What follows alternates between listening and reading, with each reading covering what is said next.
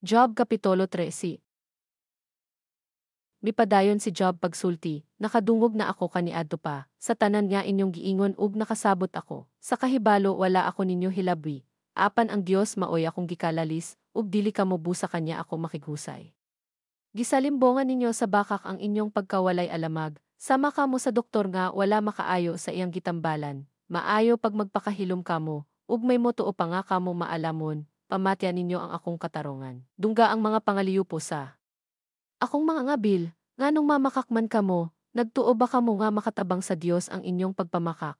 Buot ba ninyong panalipdan ang Dios, kamo ba'y manalipod kanya dito sa hukmanan, kon usisahon kamo sa Dios?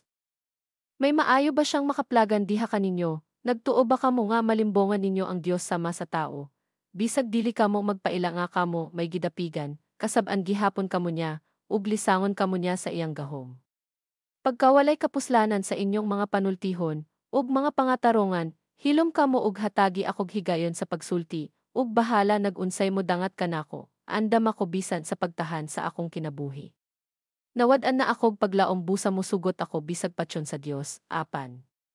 Ipahayag ko gayud ang akong katarungan ado kanya, basin pag ang akong pagkamapangahason maoy magluwas kanako, kay walay taong daotan nga makigharong sa Dios, busa pamati kamo ni ining akong isaysay karon.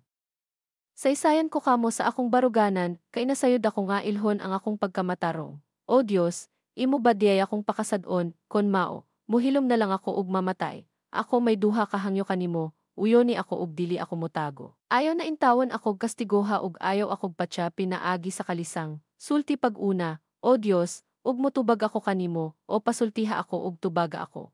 Unsa bay akong sala, unsa bay mga sayop nga akong nabuha. Nganong mulikay ka man kanako, ngano ba nga ingon man ug kaaway ang tinagdan mo kanako? Buot ba nimo akong hadlokon?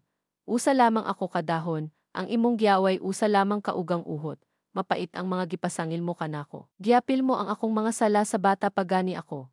Gikadenahan mo ang akong mga tiil, gibantayan mo ang tanan kong lakang, ug giusisa mo bisan ang akong mga tunob, sama sa gabok nga kahoy, ug sa gianay nga bisti, ang tawo usab nagakautot.